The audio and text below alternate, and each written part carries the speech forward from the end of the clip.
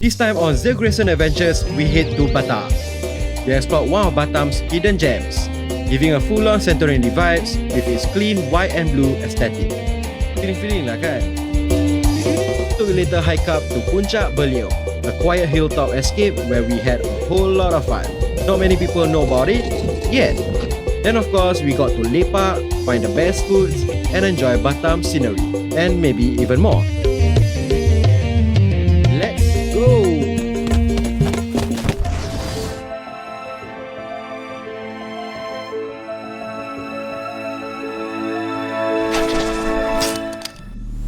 We are starting our journey from Harbourfront Centre, Singapore.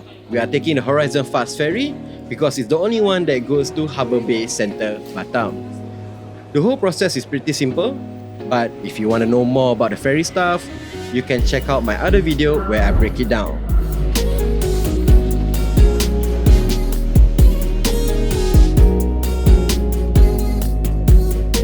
While you're in the ferry, don't miss this view. Never gets old. We arrived in Batam around 3:15 PM, so the journey is roughly around an hour. For the first day, we didn't have any driver, so we decided to take a Grab to our hotel, Nagoya Mansion Hotel and Residence. It's a simple place, nothing to shout about. Me and the missus were exhausted from our usual routines, so we checked in and quickly go to the room for a quick nap. For our first stop, Nagoya Hill Shopping Mall. It's just a 10 minutes walk from the hotel, and honestly, that's the reason why we chose the hotel. We came here mainly for food, and we decided to check out the Dark Kitchen restaurant. Back in 2013, we did go to this exact place, but I believe it's not the same. I'm not gonna lie, I'm gonna give this okay. If anyone knows what used to be here, let me know down below in the comments. For dessert, we decided to check out the Kueh Jungkong shop. We didn't get to try the actual Kueh Jungkong, but we did get Kueh Nagasari from the shop. Not bad, similar to what we have back in Singapore, but not the same. Nice. After that, we did a quick shopping. Money gone. And just in case we got hungry later, we grabbed a snack from Roti O, similar to what we have in Singapore or Malaysia, Roti Boy. Then got leftover over there. Then we headed back to the hotel and sleep. And it's day 2 in Batam. Let's take a moment and appreciate this pool in the hotel. Great size. That's a pin. Yep. But it's a beautiful day. And today is a bit more packed because the family joined in. We actually planned this trip together, but because of everyone's schedules, our arrival and departure were all staggered. Good news though, my mom got us a driver for the rest of the trip, so we are not relying on Grabs or any other transport. First stop, Bandung Resto for lunch. They serve traditional Indonesian food. To be specific, it's Sudanese. You can get a meal individually or do like us and get bunch of dishes with rice to share. Overall, the food is worth checking out. I will give it a sedap. Though the restaurant is quite empty when we visited. Maybe because it's just after lunchtime, so yeah. Then we are back on the road, passed by the newly renovated Masjid Agong Batam. Not too sure when it was done, but it is new. Didn't get a chance to visit it though, but maybe one day. I know there's a great view of the Welcome to Batam sign from the inside. Also, spotted Hotel 01 Batam, a very interesting hotel with the full-on Egyptian theme. Well, somewhat at least. And honestly, looks so out of place, super random, but kinda cool. Alright, to our next stop, Descents Cafe and Restaurant a la Santorini of Batam. I got to know about this place from TikTok, so we decided to check it out. The price of entry fee is 25,000 rupiah per person. That comes with a free bottle of water. But enough yapping, let's see what's inside.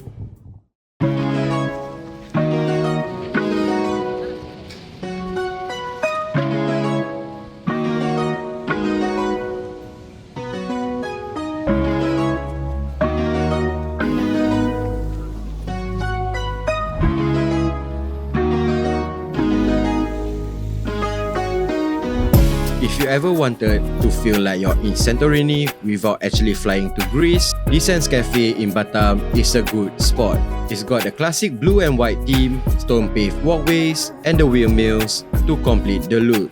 The white buildings really stand out against the blue sky, making it a nice place for photos or just to relax. It has two main buildings where majority of the photo spots are, and this one is actually the better one in my opinion.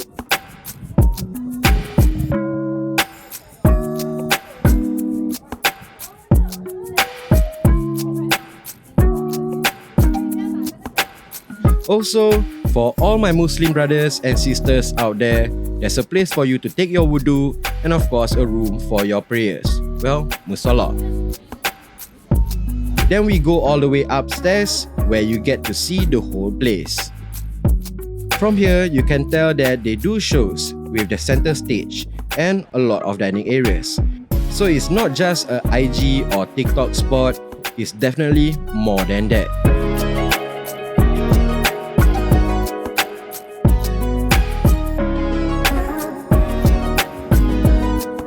Down these stairs, there's a little walkway where I think you get the best Santorini photo, provided you have a selfie stick like I do.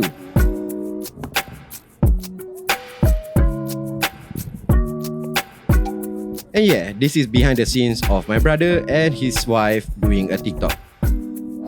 Now we are going to the second building, but like I said before, the first building is where the photo spots are. The second building is pretty much a dining area, but I know you can find ways to find photo spots, but it's very hot, so we gave up finding one.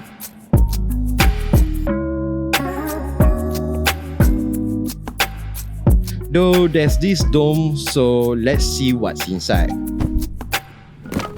Oh, subscribe everyone! Do remember to collect your free bottle of water before you exit. And of course, got to take a full squad photo here. The sun is setting and we have another spot just for that. Back on the road to our next stop, Blue Fire Beach Club. The price of entry fee is 50,000 rupiah per person and it's super crowded when we visited. And we are in.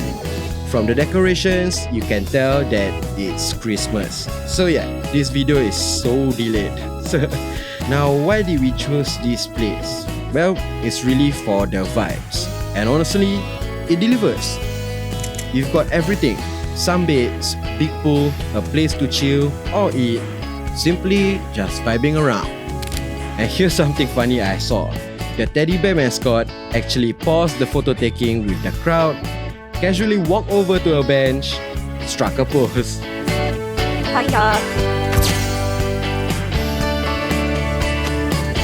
Then he just went right back to work like nothing happened. Look at this guy. I mean, let's just take a moment and appreciate the workers here. Alright, here's the photo spot that the mascot actually posed on. But for us, we are checking out the pink sand area. And it's actually pink sand, though it's slightly decorative, not an actual pink sand, but it still looks good in pictures or videos. Then we see another two mascots and the pink koala just couldn't catch a break.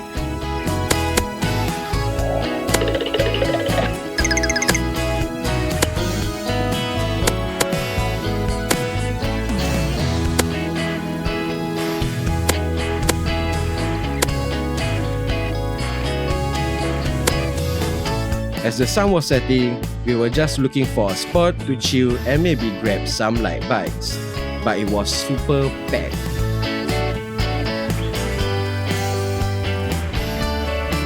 Can't really blame anyone though. The view here is honestly one of the best. So we had to look elsewhere. Eventually, we found a spot literally at the far end of the place, right opposite the pink sand area. From here, we still got a nice view of the stage and the sunset behind it. So we lepak.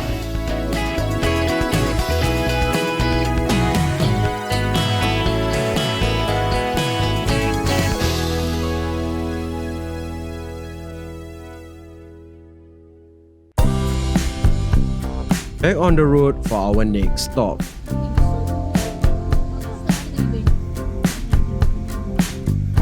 Grand Batam Mall. This is one of the biggest and most modern malls in Batam. And honestly, you can find almost everything here. We did a bit of shopping, mainly in Uniqlo for ourselves, and then check out other stores selling kid stuff, picking up a few things for our nieces and nephews. We didn't stay too long though, because we have another stop before we end our day.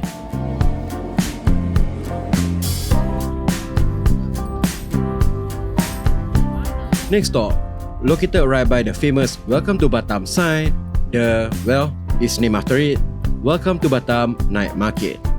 As the sun sets, the area right in front of the sign transforms into a lively night market. It's not just food, there's also a mini fun fair, simple carnival games, little rides and booths. And of course, the food is a big highlight. But the main thing is the home cooked style, if you know what I mean. And that's why we decided to get our dinner here. And that ends for day 2. And it's day 3. We got to try the included hotel's breakfast. It's a buffet style and it has so many options to choose from something heavy to something light. And this is what I ate. Then out we go.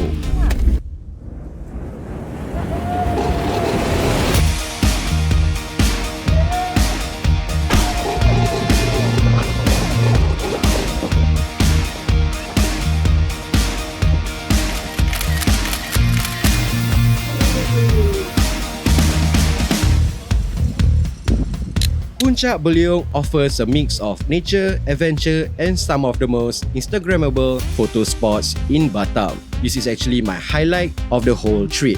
I mean, the first thing we did was this slide.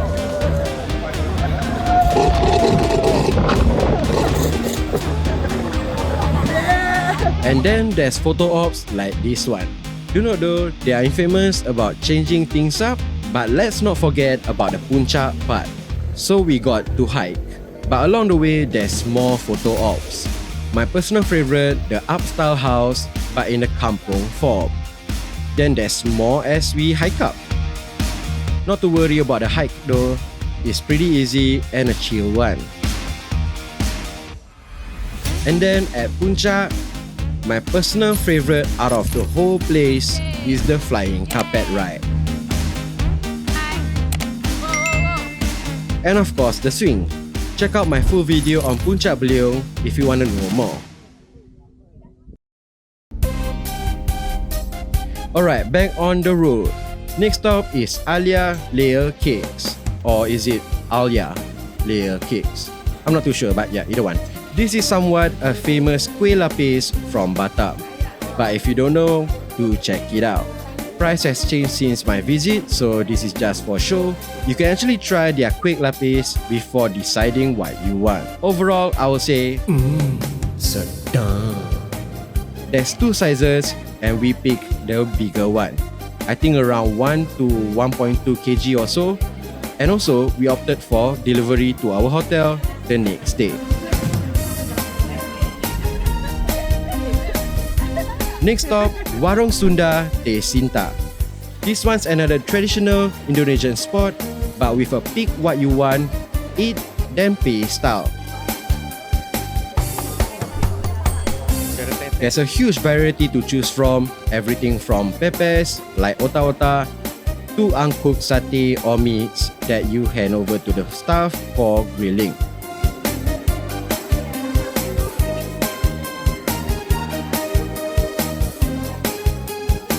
Two veggie dishes and of course lots of sambal. Also various cooked dishes, let's not forget about that.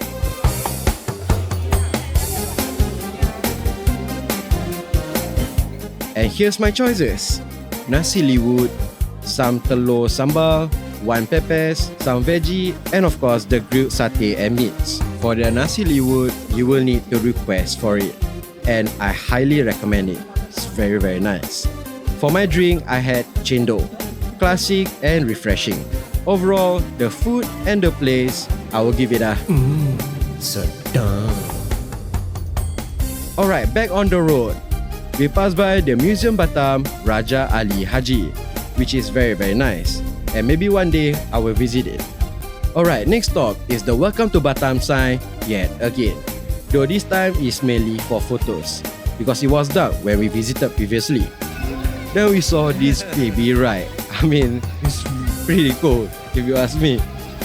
And yeah, this is the reason why we made this quick trip here. Just for the photo with the sign.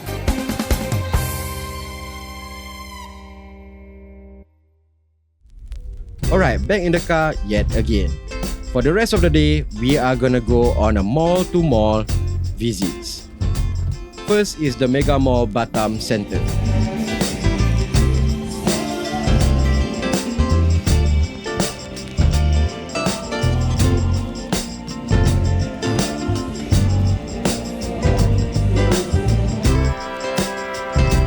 Now, to be honest, I didn't find anything I want here. But did shop at Hypermart though. I mean, it's a must, a staple to visit. Then we go to Batam City Square Mall. And yes, they're putting up the CNY deco here. Didn't find anything for myself yet again. So yeah.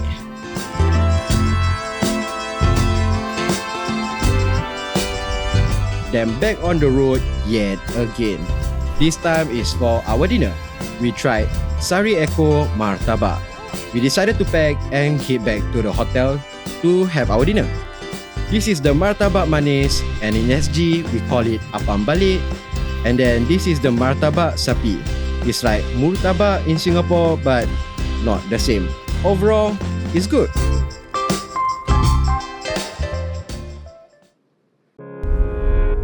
And it's day 4.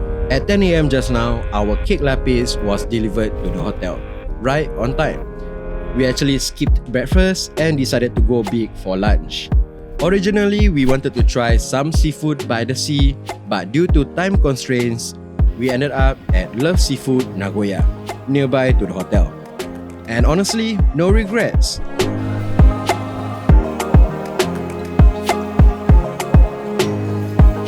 They serve live seafood, prawns, crabs, fish, and many more. Everything's fresh and swimming until you order. And here's a quick look at the menu too, in case you're curious. A bit cropped lah, but yeah.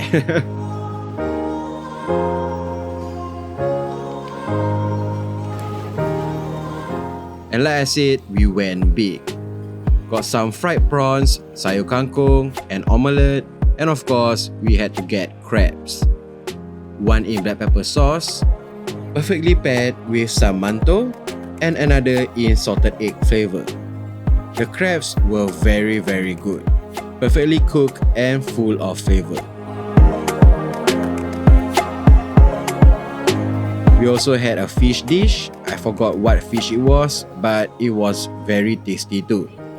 Overall, I will give this a sedap. Then of course, we had to grab some snacks to bring home. So we stopped by Tiari's Snack. You can actually try all the flavors there, but honestly, I was still too full from lunch. So I let the rest decide for me. Either way, we still ended up buying quite a lot. After that, one final stop at Nagoya Hill Shopping Mall, mainly to pick up some last-minute souvenirs and whatnots.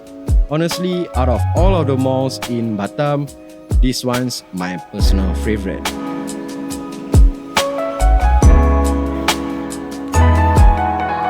Then it was time to head back to the hotel, pack up, and say goodbye to my family, especially my niece here. And off we go back to Harbour Bay Center. And that's basically a wrap on my Batam adventure. Full of good food, stunning views, and little moments that made it all unforgettable.